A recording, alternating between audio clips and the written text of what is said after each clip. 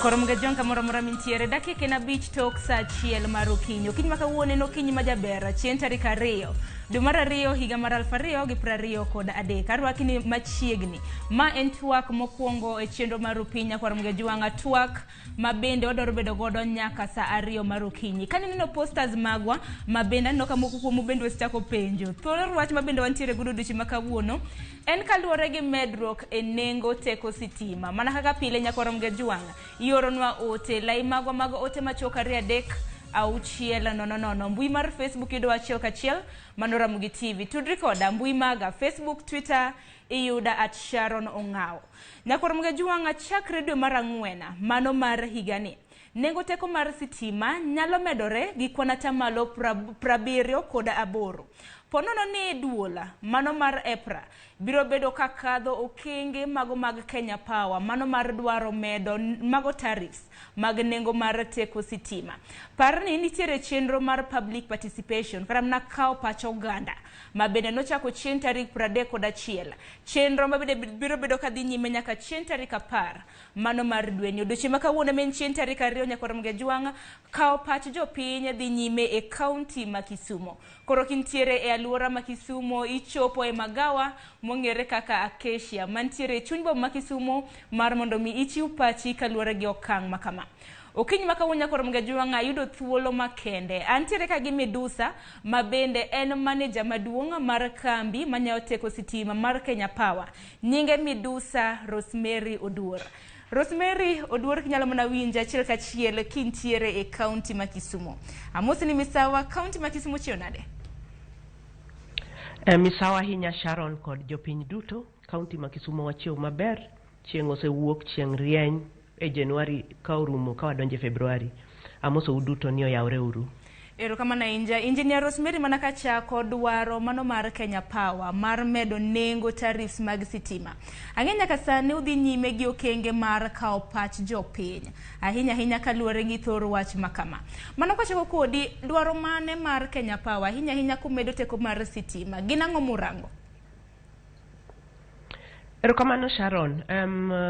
Kachako gi kaka stima chopo machopi e dala ng'ato kata e kamotime tije mar tiegruok. Stima chakre gi generation kama ilose stima.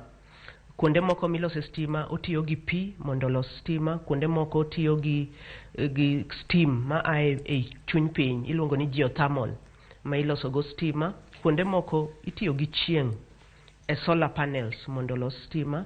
Kendo kuonde moko itiyo gi gik moko mayore mondo los stima. Koro stima chakre gi kaminyuoleno, kamiloseno, aito obe ikeye mokwongo gi wache madongo man malo miluongo ni transmission. I-transmit mondo okeye mondo odhie kuonde mopogre e piny. Aito ochope dege ma koro ikeye gogo. Kaka Kisumo kae wan gi Mambo Leo. Yo Migori kocha wan gi Awendo, Ndhiwa. Koro kose los stima to ikeye itere dage madongo go. Nairobi kanyo wan gi moro Juja, Dandora. To kose ke mochope kanyo to koro ikele e yo makoro okene high voltage ahinya. Mikeyo madongo go ni e voltage ma waluongo ni 400 kilovolts, moro waluongo ni 220, 132 kilovolts. Kochope dege ma wachogo ma Mambo Leo, Mandhiwa, ma Awendo no. To koro kendo iduoke voltage mabet piny iluongo ni 33 kilovolts kata 11 kilovolts. Aito kendo ichaki keye mondo chop e mieche e chirni kuonde ma jitiye e factories. Bang' kanyo to koro imiye jopiny mondo jopiny omed tiyo kode. Koro ei tije go te kar nyuolo stima no, kar keye e voltage malo, keye e voltage mapiny, chope kuom jakenya mondo iti kode odi kata factory ni, mago te dwaro resources kata dwaro pesa. Koro ei tariff ka pesa ma wadwaro ei tariff ka ok en pesa ma Kenya Power dwaro Kenya Power kende. En pesa ma dwarre e sector no te, chakre kuma gi generate nyaka jok ma keye go, nyaka kamo chopie e dalani ma obed available mondo iti kode. Mago e resources ma warango te then wa make go application kaka Kenya Power ni mondo omiwa resources manyalo tiyo tijego te. Wanyalo yudo enough manyalo nyuolo stima, manyalo keye, manyalo kele dhodi, kendo manyalo serve ja Kenya kaka dwarre. Nyaka sani engineer Kenya en lokruok mane mabendo seneno nikech nitiere rates mabendo oganda tiyo godo sani mabende pod gi ywak ni rates makamago ni malo, to un bende wacho ni kabiro romo dwe mar ang'wen, po nono ni dwe mar April biro bedo kosekawo pach oganda. Ang'o ma oselokre ka momiyo ni koro ero isenyiso kramna oganda kaka sitima kuonde mowuoke mochopo nyaka kama entiere? Ang'o mosemedre diere ka? Erokamano Sharon, kawaluo higni 3 mokalo ne wan gi customers maromo 6,000 kama milion 6 kama. Higa ka higa customers go medre. Higa ka higa stima ma jo Kenya tiyogo bende medre. Higa ka higa wires kata lines madhi ka serve jo Kenya bende medre.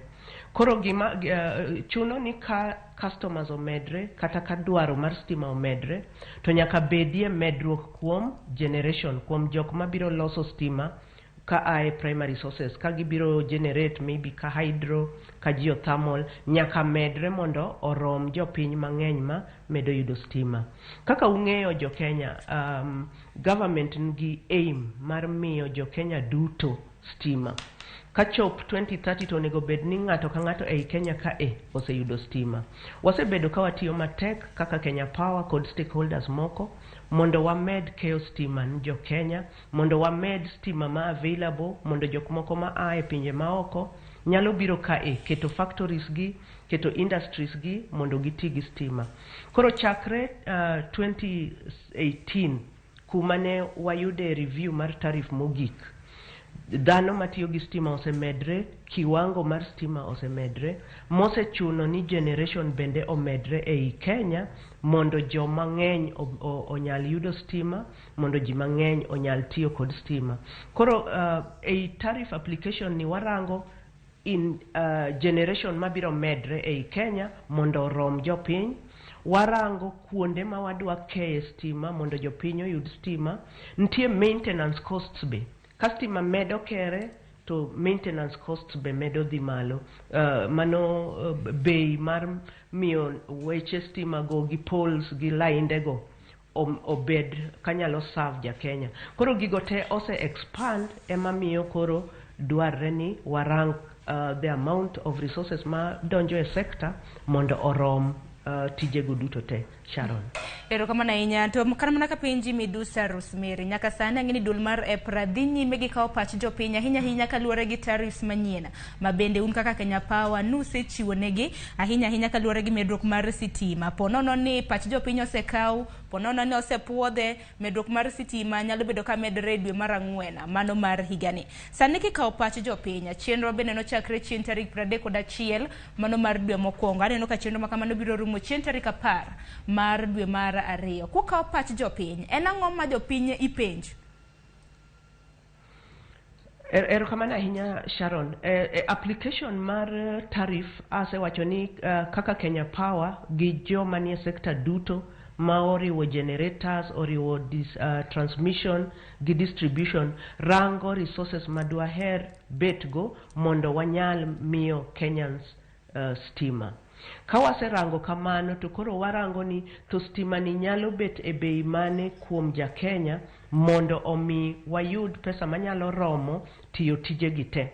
Pesa manyalo romo tiyo tije gite ipogon jok ma generate mondo ginyal medo generate kendo mondo ginyal expand kaka lure gi plans mag piny. Imiyo jogo ma transmit makeye e high voltage, wan gi Kenya Power makeye, wan gi TWAK be matimo projects makeye. Koro mondo omi high voltage lines go obed maber, warango pesa madwarre e high voltage. Then warango pesa madwarre e rural electrification, jok ma osemi stima e miechgi ma ok nie town. Irango maintenance cost madwarre mondo stima no omed konyo jopiny. Koro ka waserango kamano to watere en regulator. Law mar Kenya ma watiyogo e energy sector iluongo ni Energy Act. Ne osebedo reviewed in 2019. Koro Energy Act no provide ni Kenya Power biro rango the resources madwarre e sector to terrain regulator ma en EPRA mondo koro EPRA omiwa permission mondo wa apply tariff manyien. EPRA kose range to obe orange from a regulator's point of view ni en gi impact mane kuom jopiny, en gi impact mane kuom sirkal, en gi impact mane kuom sector, then giketo input gi kaka regulator. Bang' kanyo to koro gibiro ir jopiny gima wawacho ni sani wan gi public participation mondo wawinj jopiny to neno nadi, gineno nadi stima ma gidwaro eri en kama. Kaka plans mag Kenya nitie en ni mondo wamed stima kama mondo omed Ramogi ka gimedre ei grid. Then EPRA kaka regulator neno ni oromo mondo omi sector pesa makama mondo gimed tiyo ni jopiny. Koro jopiny be biro rango factors go to gimiyowa views gi, gimiyo EPRA views gi. Ka EPRA oseyudo views across the public, iluongo ni public participation, to kore ka giduogo gibet piny girango from the application, from gik ma giseneno ni dwarre kod kuom gik ma jopiny owachogi, koro kanye mawachopo e balance maber mondo wamed keyo stima ni jopiny, mondo wabed gi system manyalo miyo jopiny stima moromogi, to mondo mwananchi be kik hinyre ahinya. Koro gichopo kama nitie balance no, eka koro bang'e ginyalo approve the final tariff.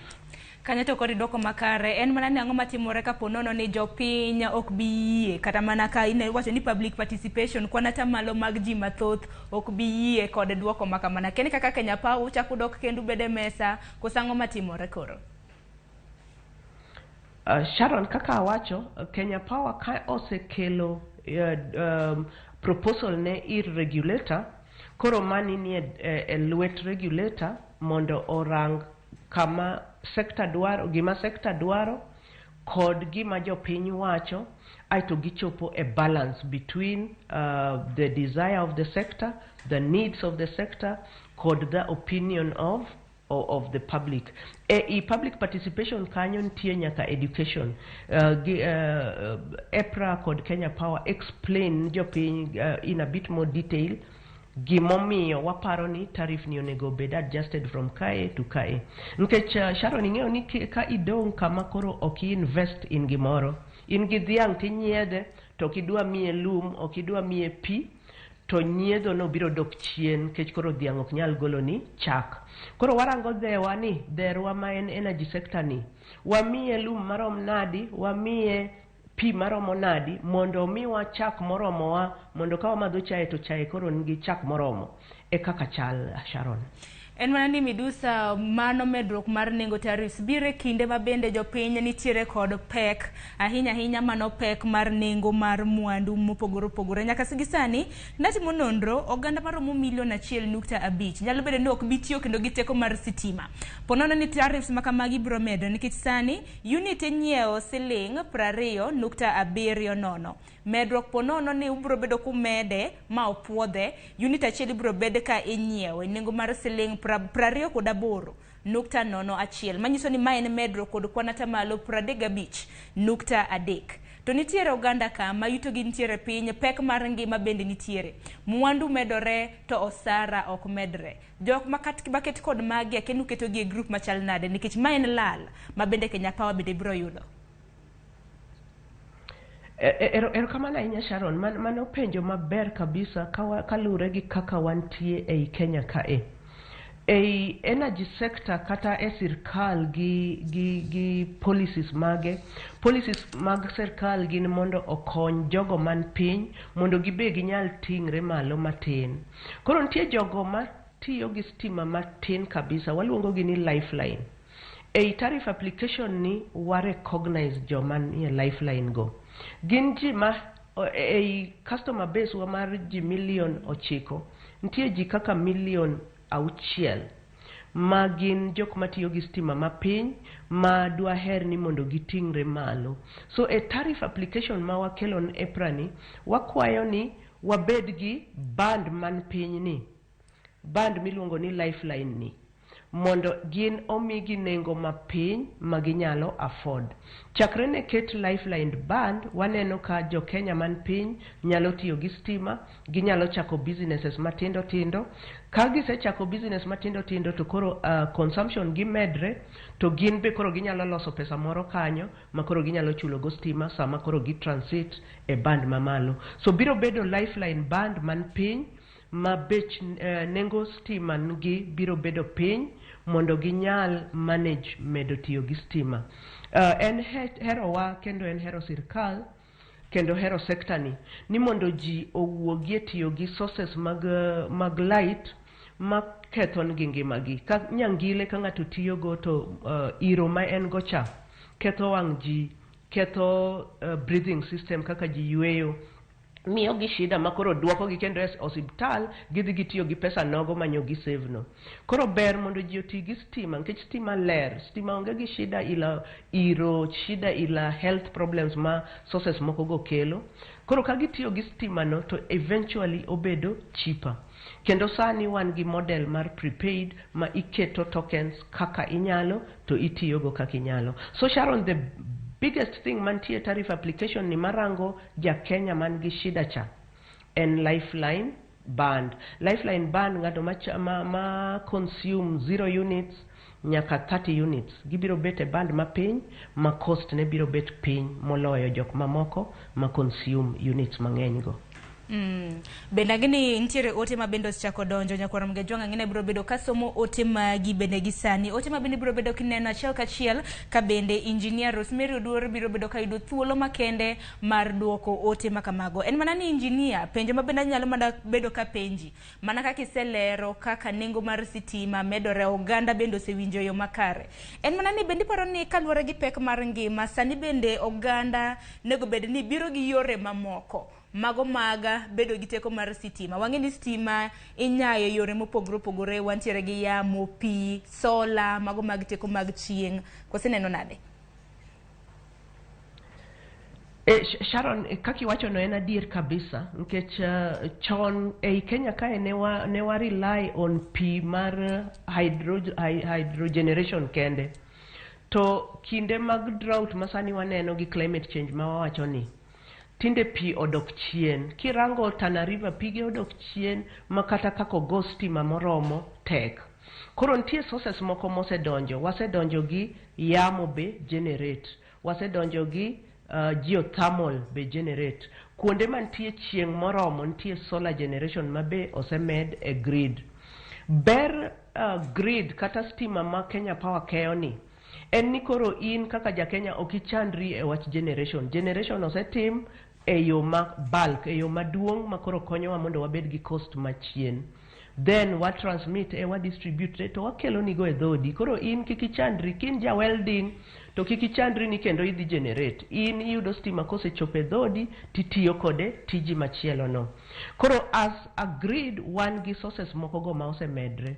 Kuonde moko to nitie ji ma ben gi generations gi ma stand alone.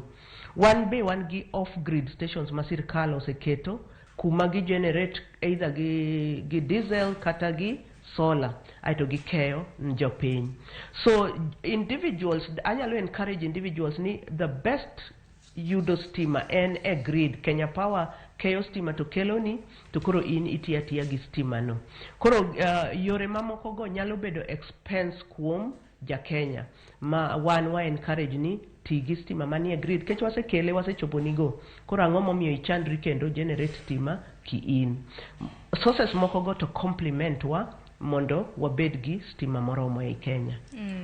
Ero kama na inya engineer nyakwar mga jwanga parni yoronwa ote namba mar lai machuok en 3-6-9 mbui mar Facebook ponono ne okichiegni gi wang' jowi mari nyalo lowa wachiel kachiel mano Ramogi TV wantiere achiel kachiel. Bende parni bende kinyalo oronwa ote mbui mara bende iyuda Sharon Ng'ao mano Twitter kanyakla kod Facebook. Mana kanyalo somo moko kuom ote madonjo. Rosemary bende ibiro yudo thuolo makende mara duoko oganda ma bende oro ote maggi odiochieng' makawuono. Achiel kachiel biro somo ote go e wang' jowi kanyo. Ineno gi ayanga Tomo Omino iwacho ni bei mar stima ketho ohala.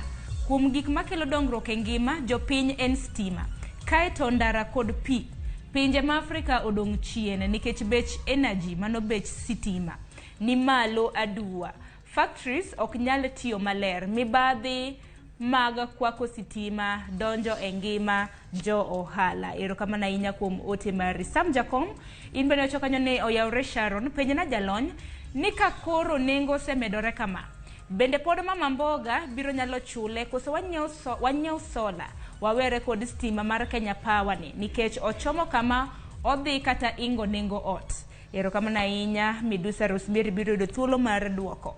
Kennedy Ouma Okech iwacho ni Ramogi TV nyale, iwacho ni intiere bonde, iwacho ni bech gik moko duto idwa medi, Kenya chomo kure yawa. Mano paro kanyo. Benano nyakwar jomoko iwacho ni imedo sitima to ka waya mar sitima ochot e dag mach to jo power mar Siaya otamore loso. Rasugu Primary mano Alego Usonga. Ng'eni engineer bende biro ng'iewo wach makamano. Nitiere janeno maro wacho ni nengo sitima medore saka sa. Kwane ang'o momiyo ma timore, to ere kaka inyalo geng'e ma wuod kwa buai ratanga. Aneno Ramogi TV ka nitiere New York City. Wach malich. Tomo mino imbera ni kanyo ni Sharon akwayo ni wendo olernwa kaka ni office Kenya Power KPLC ne ogoyo kwan mano bei kod bill. Achuloga siling 750 to 8,550 average per month e ot mar 4 bedroom. Okamor gi kwano mar sitima. Tomo mino kintiere Polyview Estate mano e county ma Kisumu. Engineer magi ote mabendo sibedo ka donjo, ang'eni wabiro bedo kata mna kwadhi nyime gi kao pach jopiny ahinya kaluwore gi ote mabende gisebedo ka ioro. Mana minyalo duoko ineno kan mana ka thoth oganda bende penjore ahinya kaluwore gi medruok mag nengo sitima, nang'o meni medore, bende nitiere weche mag mibadhi, inyalo mana lose. Erokamano ahinya jo Kenya. Ka chako gi question mokwongo, penjo mokwongo ni bei mar stima ketho ngima. Anyalo pimo bei mar stima gi kaka awacho ni en bei manyaka in ka mondo iyud service. Kidwaro stima maber to nyaka wain kaka piny pesa moro mondo eka wayud stima no maber. Medruok mar nengo masani ma nyocha wa apply omedo nengo ni ja Kenya, ok en nengo moro mamedre maborcha. Omedre gi around 16% on average, mano e kwayo ma waketo en EPRA, 16% on average. Ntie cost moro e iye kanyo ma watero Water Resource Management Authority marango pi, ka pi mitiyogo e hydro stations manie Tana River ka. Iluonge ni Warma Levy.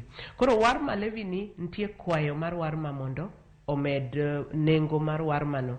To ka wagolo kwayo mar Warma no, to nengo stima ma wakwayo ni medre mana gi 14%. Ei siling 100 medre gi siling 14. Ei siling 10 medre gi siling 1 gi 40 cents. Koro waneno ni en reasonable ni mondo jok ma generate ka, jok ma distribute ka, mondo onyal medo generate, ginyal medo transmit, ginyal medo distribute. Ei nengo ni 64% mar nengo ni dhiga ei generation. Ei siling 100, siling 64 dhi e generation kata loso mach. Then 29% ema donjo ei Kenya Power maromo keyo gi retail stima mondo chopie dhodi. Then 3% dhi ne rural electrification, operation and maintenance. Aito modong 4% dhi ir kambi milongo ni TWAK matimo transmission e parts moko mag piny. So ng'eny mar nengo ni en generation. To jo Kenya uparo kinde moko mane wan gi rationing. An Kisumu e kinde no. To rationing ne wayudo ga stima ndala dek e juma, to ne wahinyre ahinya. Koro proposal mar Kenyans e kinde no ne en ni temuru mondo wabed gi stima moromo mondo ration ni kik bedie. Koro e temo ma watemo ni mondo wa make sure ni ja Kenya ngi stima, pile ka pile en gi stima, kata mama mboga. Ka waketo ne street lights kacha, to okonyre nikech onyalo uso gik mo uso go. Aneno e Mamboleo market kacha wa uso nyaka saa 4 otieno pod jo uso ntie. Kondele ji uso makata saa 6 otieno ji pod uso ka stima no ntie. Koro daher wacho ni mama mboga ok bi hinyre ahinya ka stima ntie maber morome monyalo tiyogo kendo monyalo timogo ohande no mondo omedie ohala mondo ohala odong. Tom wacho ka dhir Kennedy. Kennedy wacho ni school ma Rasugu primary Alego akawo note mar Rasugu no. To daher kon jopiny ni Kenya Power inyalo chope mayot kabisa. Wan gi namba wa mar contact center en 97771 9771. Ka in gi shida mora mora mar stima to kigoyo 9771 to ibiro yudo duoko, wabiro record complaint no, then wanyalo attend to i. Kokinyal gocho mayot moloyo kanyo iluongo ni USSD. USSD en *977#. *977#. Koro kidwa choponwa in gi an individual issue midwa ni wa attend, in gi shida mar stima, waya moro chot karu kanyo, kata transformer moro ngi shida, kata odi onge stima, to go *977# e USSD. Ibiro yudo prompts kanyo, inyalo keto complaint no, ibiro mi reference number. Kose mi reference number no to complaint no nie system wa, jowa mani office wa kamora mora i Kenya biro kao complaint no, gibiro manage duoki, gibiro manage loso kama okethre no. Ka dhir Tom mawacho ni en gi 4 bedroom to otiyo gi stima mang'eny. Stima itiyo gago kalure gi kaka facility ni chal. Ntie jok man gi equipments mang'eny, ntie jok man gi equipments matin. Kin gi equipments mang'eny mitiyogo mang'eny to inyalo bet ni itiyo gi stima mang'eny. Ka in gi equipments matin to inyalo bedo ni itiyo gi stima matin. Wan gi advisories ma wamiyoga jopiny from our offices. Wa advice gi kaka ginyalo conserve energy, kaka ginyalo tiyo gi energy saving equipment mondo bill kik bi maduong' ahinya. Wan be kaka Kenya Power dwa her ni kik stima ketha ni koro nikech in gi stima. Ka in gi stima to itigo e yo ma omi benefit ma maximum to ichulo ne matin moromo. Koro daher advice ni ket energy saving equipment. Ka en bulb, tigi bulb ma energy saving. Ka en kata cooker, tigi induction cooker. Mondo kik itigi stima mang'eny, itigi stima no moromo ma beche koro ok bibed mang'eny. Waseneno ji mang'eny matiyo gi energy saving equipment, koro nyalo expand kata mana business, nikech koro gitiyo gi stima matin, bech stima ok ng'eny ahinya kuomgi. Erokamano ahinya Sharon, aparo ni aduoko mago, to ng'ata man gi wach moro kendo madoher wacho gi Kenya Power, 97771 inyalo yudo contact center wa kata *977#. Inyalo report go wach mora mora, inyalo neno bill ni, inyalo neno token manyochi nyiewo, and any other interaction midwaro gi Kenya Power. Erokamano ahinya. Erokamano ahinya engineer, temo duoko gi e yo makare. En mana ni adwaro ng'eyo kaka Kenya Power samoro utimo ga kwan. Kata mana kapok medruok mar sitima obiro. Nitiere kata mana e dwe achiel, ng'ato nyalo kata mana nyiewo sitima nyadidek. To konyiewo sitima man nyadidek, ineno ka units ma imiye gi omenda ma utiyo godo kuom ranyisi, ati kata mana gi omenda maromo *1,000. Samoro miye sitima units 6. Kata katiyo gi 1,000 miya kata mana 4. Samoro kata tiyo godo chake miya mang'eny. En ang'o matimore? Ahinya ka ng'ato nyiewo sitima nyadi kata mana mokalo achiel mane dwe achiel. Yes, Sharon, mano penjo ma wawinjo pile koa kuom jo oganda. Pile e dwe ka dwe ntie parts mag stima ni ma iwacho gani bedo gazetted gi the regulator EPRA. Ntie fuel cost adjustment ma en nengo mar fuel motigo e generation e dwe no. Ntie moro miluongo ni foreign exchange fluctuation ma dwe ka dwe ing'e kaka dola sani dhi gi Kenya shillings. Koro kaka dola dhi malo samoro, kaka dola dhi piny, to EPRA gazette ga fuel cost adjustment e nengo stima. Dweche auchiel ka dweche auchiel, every half year, kendo EPRA rango ga inflation, the general inflation mar the Kenya shilling kata mar the economy, to giketo inflation adjustment e nengo stima kanyo. Then ntie warma levy ma asewacho cha mar Water Resource Management Authority ma bedo adjusted monthly. Koro kirango dwe ka dwe kochopo tarik 15 to EPRA Gazette ga the new rates. Girango fuel cost adjustment, girango foreign exchange fluctuation, girango inflation adjustment, girango warma. Koro kaponi parameters ginyo lokre sama gi gazettement manyien to tiendeni rate manyi chudo go at the beginning of the month kapok gi gazette biro bedo mopogre gi rate ma obedo applied bang gazettement. Kagisega miyowa rates mag the month to wa apply rates go to koro jo Kenya nyiew stima e rate manyien. Mane momiyo samoro e dwe achiel inyalo yudo ka e chak dwe kapok ne gi gazette the new rates to ni yudo rate ma different to kiduogo after the gazettement ti yudo rate ma different. Ntie seche ma samoro odok piny matin, samoro odhi malo matin, mano ema miyo rates go bet mopogre. To obet ga gazetted en a public matter ma kosebedo gazetted to jo Kenya te nyalo neno ni mae enengo ma wadhi tiyogo koa kae nyaka dwe manyien. Erokamano ahinya Engineer Rosemary. Aneno kanyo kosekadho dakika 36 nyaka rom gajwang' tok saa 1 mar okinyi. Wadong' mana gi thuolo manok mano matin ne dakika 20. Koro mede chwalo ote mari nikech twak makama biro bedo karumo saa 2 e wang'e. Kokamano Dr. Kadamna Engineer Rosemary yina mar mondo miaka yo matin ka aduogo gi moko kuom penjo ma bende aneno ka jopiny nitiere gi penjo mathoth. Koro biro mana temo kar nyalo marwa mar mondo mi waduok penjo gi e yo ma adimba. Nyaka rom gajwang' yo matin kik dhi mabor.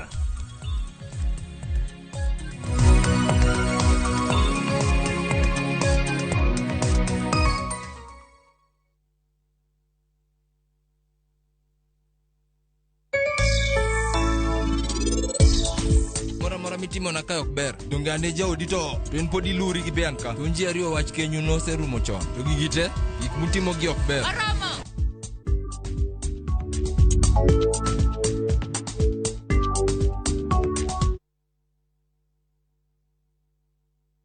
Your girl's favorite DJ. Usiogope kujiachilia, kwani iko nini? This is how I enter. Ooh, return of the monster. Bado na kill, bado na let a disaster. Yeah, baby. I'm always in the top fire. You got the African sauce, baby. DJ Vunja mifupa kama bado meno iko.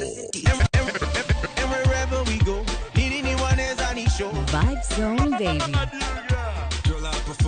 Enjoy music mix kali kwenye view sasa wakati wowote mahali popote.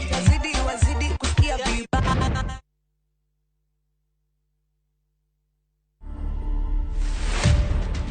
Angela, am I the one scheming? Am I the one cheating? Or you just don't feel me? When did you release Angela?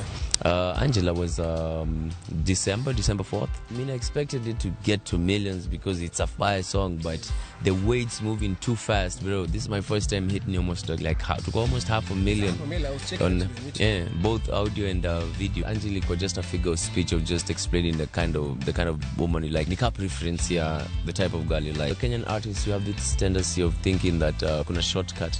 You know, that you just like me because I'm an artist, because I have fire songs and it's na pop up on Nairobi. Once that mentality tapotea, I think you can go places. The likes of Sauti Sol, Otile Brown, Nyashinsky, those are artists who actually break in the barrier. But the way they carry themselves, you can tell they respect their craft and they respect the fact that they are brand. So that's the thing I'm also trying to emulate. To watch this story and more, download the Citizen Digital app.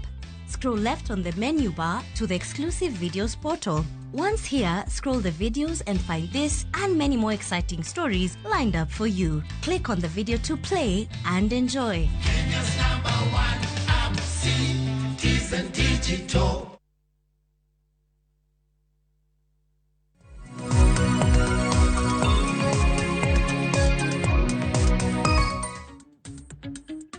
Nyakoro mga jong machiegni okang marare wadhi nyime gi twak okiny makawuono watwak ahinya inya kaluwore gi dwaro mar kambi manyayo teko stima e pacho ka Kenya Power mar medo nengo mag tarifs mag sitima. Ka bende gisani nyakoro mga juang duol mar EPRA mano duol magayo teko mar sitima e pacho ka dhi nyime mar timo karamna kao pach oganda e counties mopogore opogore e pacho ka. Parni odiochieng' makawuono ka intiere county ma Kisumu inyalo mana dhi magawa mong'ere kaka Acacia mantiere chuny boma ma Kisumu mar mondo mi ichiw pachi ahinya kaluwore gi okang' makama. Kok manya koro mga juang parni okiny makawuono kan kenda antiere gi wendo mano Midusa Rosemary Oduor ma bende en manager maduong' e kambi mar Kenya Power ma bende watudre godo achiel kachiel kowuok e county ma Kisumu. Midusa Rosemary arwaki kendo ni machiegni. Erokamana kwa dhi nyime nyakoro mga juang parni sebedo kioronwa ote ng'eny ka mana kanyalo kawo moko kuomgi bang'e ka mana matin bang'e Rosemary biro bedo ka duoko moko kuomgi. Kanyalo somogi achiel kachiel e yor TV kata mne wang' jowi mari Bernard Agiso iwacho ni rural electrification poko choponwa wawinje kaka gweno winja aora iwacho ni iwuok e gwenge mag Miwani. Erokamana ahinya. Ang'o momiyo Kenya Power ok nyal encourage kelo stima e gwenge e nengo mayot kabisa nikech once ni ng'ato nigi stima to jo power ema dhi yuto. Engineer biro dwakonwa penjo makamano. Fred wacho ni Sharon, imagine at this era we only see stima on Viusasa and on TV. Iwacho ni can engineer help us to get connected at Adek Market in North Kabuoch. Mano Fred. Jano machielo mano kanyalo yudo ote mogi kaka mano Rosemary engineer kenyalo mana duoko nwa moko kuom penjo makamago biro mana bedo kwa kaoge kidam e thuolo modong'ne. Erokamana ahinya Sharon. Kakise wacho no kawuono EPRA gi TWAK kakao pach oganda kamiluongo ni Acacia e Kisumu kae kendo warwako jopiny mondo bi omiwa views gi. Kadhi e penjo mar Bernard Agiso. Rural electrification en program mar government of Kenya. En program ma sirkal mar Kenya timo. Kaka asewacho sirkal dwaro ni kachop higa mar 2030 to biro bedo ka jo Kenya duto nigi stima. Koro rural electrification be sirkal nigi levy moro e stima kae. Ma iluongo ni rural electrification levy. Levy ni itiyogo kaka sirkal choke to otiyogo e gao etero stima e gwenge ka gwenge kaka pesa ni biro. To levy ni ne obedo capped mondo kik ohiny japiny ahinya but mondo sirkal omed yudo teko mar kelo stima ni jo Kenya. Ewi mano sirkal ben gi program miluongo ni last mile ema biro e gwenge ila kaka Miwani miwacho no. Last mile ni be sirkal manyo kuonde ka kuonde nitie donors makonyo wa e last mile nitie World Bank nitie AFD nitie African financiers. Koro sirkal kinde ka kinde manyo financiers manyalo konyo Kenya mondo stima ni omed kere machop nyaka jo Kenya duto. Koro gimachielo matimrega Kenya Power kata Rural Electrification and Renewable Energy Corporation miluongo ni REREC tiyoga machiegni gi jotend constituencies magin MPs. Gitiyoga machiegni gi MPs go ka girango areas ma wanyalo miyo priority mos kaka wadhi mbele gi keyo stima mondo chop ni jo Kenya duto. Aparo ni kata mana penjo mar Fred lure kamano ni Adek North pok stima ochoponu. Sirkal medo keto facilities kawadhi mbele mondo med choro stima machiegni nyaka wabi wachop kama koro ja Kenya mora nigi stima kawadhi mbele. Koro wameduru engage kan tie public participation kata manat constituency level to wa engage mondo waneni e constituency kanyo area mane ma en priority, area mane ma next to wadhi mbele. Waneno ka 10 years ago ne wan gi Kenyans million 2 kende mane ngi stima. Sani wan gi Kenyans million 9 man gi stima. Tiende ni wa make progress. Gik ma sirkal timo gi miyo wa progress maber and in due course wabiro chopo nja Kenya mora. Erokamano. Injinia, bende kinde ka kinde bende wasewinjo kata mana buche mag kuo mag transformer, to bende jopiny bende samoro seyo Kenya Power ni ok osebedo kata mana ka chopo mapiyo. Isewinjo kata moko kuom joneno penjo mabende nagi penjo, samoro line mar sitima olwar, pole mar sitima olwar, Kenya Power ok chop kacha mapiyo. Bende nitiere kuo mag transformer, kosekwal transformer jomoko kwalo bende mo mar transformer, bende ok gibed replace kata mana ok ketgi kendo e sama winjore. Keni mano diwachang? Sharon, wach kuo en a big challenge, and in fact wach kuo en gima onego wakaw kaka jo Kenya. Ng'ato ka ng'ato onego kaw wachni motegno. Sani wan gi cooperation between Kenya Power gi Ngao, National Government and Administration Officers, mondo wa kab wach kuo ni, nikech kuo dwoko wachien. Koro ka wasekelo ni stima e market center maru, then kendo okwal transformer no, tiende ni pesa made watiyo go tero the next market center, koro kendo waduogo go mondo wa replace transformer ma osekwal e gweng'uno. To ng'eny gwenge jokuo ema kwelogi, gina jok ma wan go ei gweng' kanyo. Emomiyo sani koro wawacho ni onego wabed gi very close partnership. Wan gi offices mag Kenya Power e county ka county, to watemo matek mondo wabed gi close partnership gi community leaders, nyumba kumi, chief, community organizations, mondo wa secure infrastructure gi. Transformer no, ka in gi transformer Nyahera, Thurwa, to transformer no joma tiyo kode gin jo Nyahera. Koro ka ubiro mukwale, to un jo Nyahera ema kendo udok ubetie mudho. Koro watemo kabisa, kaka Kenya Power of course wan gi limited capacity, ok wanyal bet ni wachung' e pole ka pole. Tiende ni ng'ama ni but pole no, temie mondo ugare mondo ji kik interfere gi infrastructure mar Kenya Power. Kamano wabiro dhi mbele. Tuo mar kwalo transformer, kwalo moe transformer no, ok en tuo maber, en tuo madwaher wacho ni kaka Kenya Power wadwa ni wa partner gi communities, wadwa ni wa partner gi Ngao man piny kanyo e community mondo watieke chuth. Nitie communities mose biro malo maber mowacho ni ka ok wabi yien ng'ata ni mondo okwal infrastructure mar Kenya Power. To waseneno ka wayudo dongruok e communities go. Kuonde mamoko pod wan gi shida, to wamedo kwayo community leaders, Ngao manie area kanyo, oti kodwa kaka Kenya Power mondo ket jowa kik bed gi timbe mag kwelo go, nikech timbe go duoko wachien. Ka transformer koro osekwal, wase plan ni transformers mantie gin ma kiwango manyalo konyo jopinyno. Koro ka ng'udhi ukwalogi to kendo duoko wachien, tiende ni koro progress wa ok nyal bet maber. So en a challenge across the country, from the western side all the way to the central to the coastal side. Kuono en problem, to en problem manyaka wabed vigilant, not just as Kenya Power, but one way gi kaka jopiny, mondo wa make sure ni nyithiwa ma wan go e gweng' kik donje timbe marori kamano, mondo wagagi, mondo wabed gi infrastructure ma strong manyalo savwa.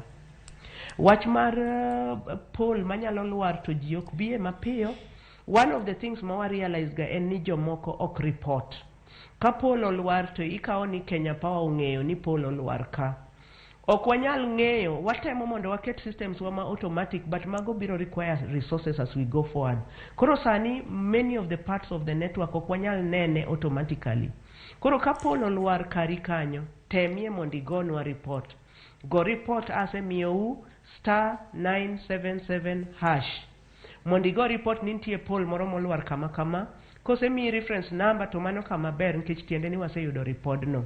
Kok inyal timo e USSD tigonwa simu e 97771 e contract center wa, wabiro mondo wa attend to i.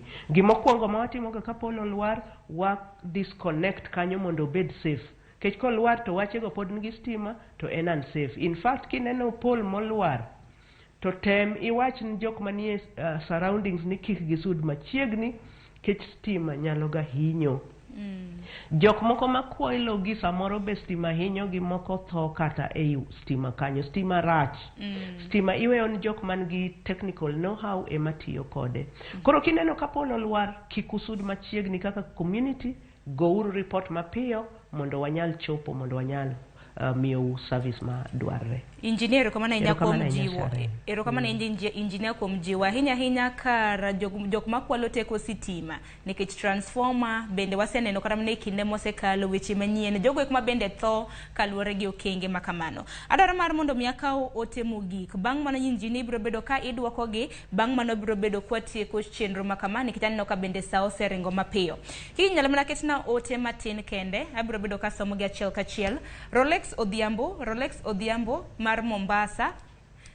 Rolex wacho ni manaka nyalo yudo ote mag Rolex nacho ni jalony owacho ni customers mamedore emomiyo nengo sitima osemedore.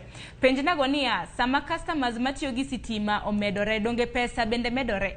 En ang'o maduong' momiyo nengo sitima biro medore? Engineer biro duoki Rolex. Kanyalo yudo ote machielo, Samuel Woodamani wacho ni nengo sitima to kaber to onego odog piny nikech ngima tek. Mana kamanya kwa ramge jonga keni engineer mana kinyalo duoko Rolex. So wacho ni ka customers bende ng'eny, dong uyudo pesa mang'eny. Mana kinyalo duoke. Ero kamana inya Rolex. Iwacha adier ni ka customers ng'eny to pesa ng'eny. To par ni ka customers ng'eny to stima mabedo generated bebedo mang'eny. Kane wan gi customers matin to ne wa generate maybe 2,000 megawatts of electricity. Kaka customers medre e kaka generation be medre, sani wasechopo about 3,000 megawatts of electricity. Mondo I generate electricity mang'eny dwaro pesa mang'eny. So pesa ni medre kaka customers medre nikech koro wa need bet gi stima mang'eny mondo wami customers mang'eny stima. Nengo mar stima ma imiyo customers go ntie e iye kanyo. Nengo machielo ma medre en nengo mar maintain lines go.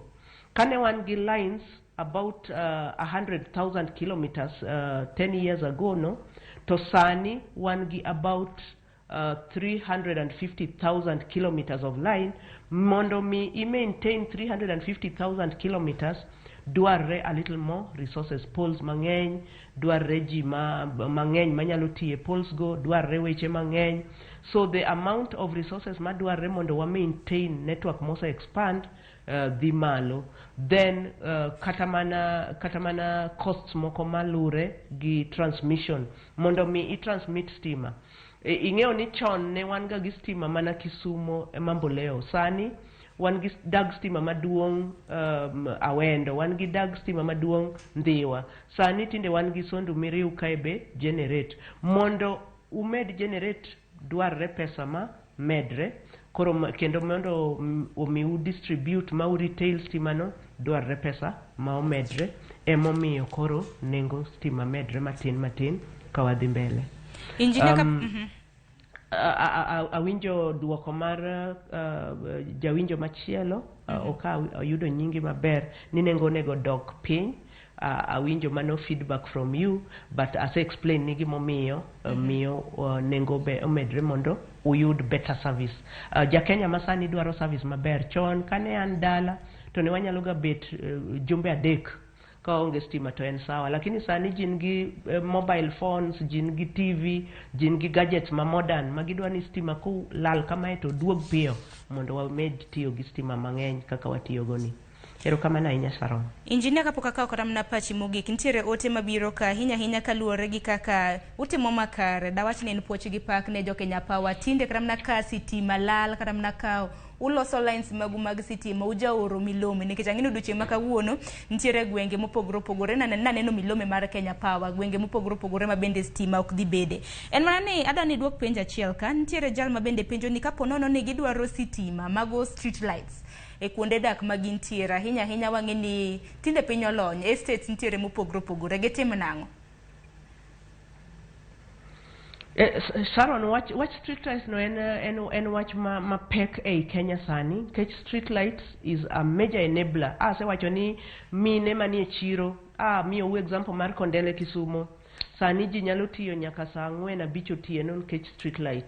So street light en program ma sirkal kao in liaison gi county governments mondo omed ke street lights kuonde ma ji tiye kata kuonde ma ji ng'enyie godhiambo mondo jo Kenya oyud street lights.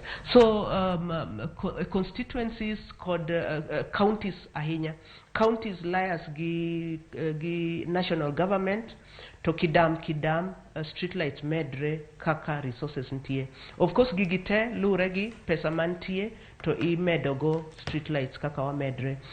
Higa ka higa ntie targets ma sirkal ketoga mag the number of lamps monego giket e higa no to gitemo kabisa mondo gi avail resources go.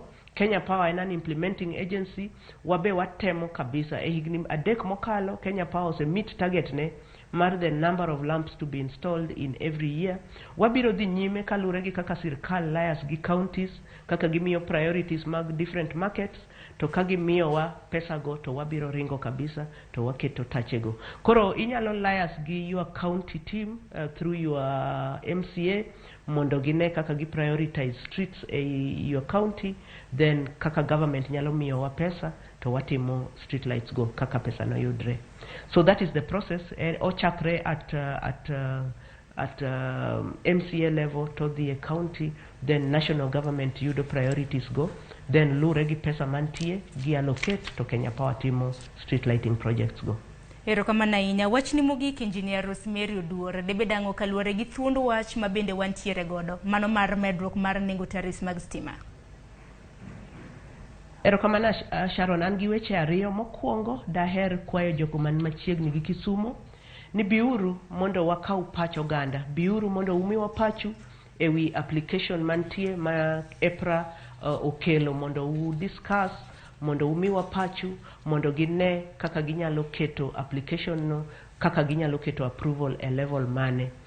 Mar ariyo daher wacho ni jo Kenya wamiuru dherwa ni lum gi pi mondo dherwa ni omiwa chak moromo mabiro miyo wadong kaka jo Kenya. Ka stima ntie e community kata e economy to economy no biro dongo. Wasenene e towns wa ma Kenya kae, wasenene e cities wa ma Kenya kae, stima dongo economy. Koro wamiuru stima ni teko monyalo dongo go mondo waserve. Kaka Kenya Power, we are ready to serve you every time, every day.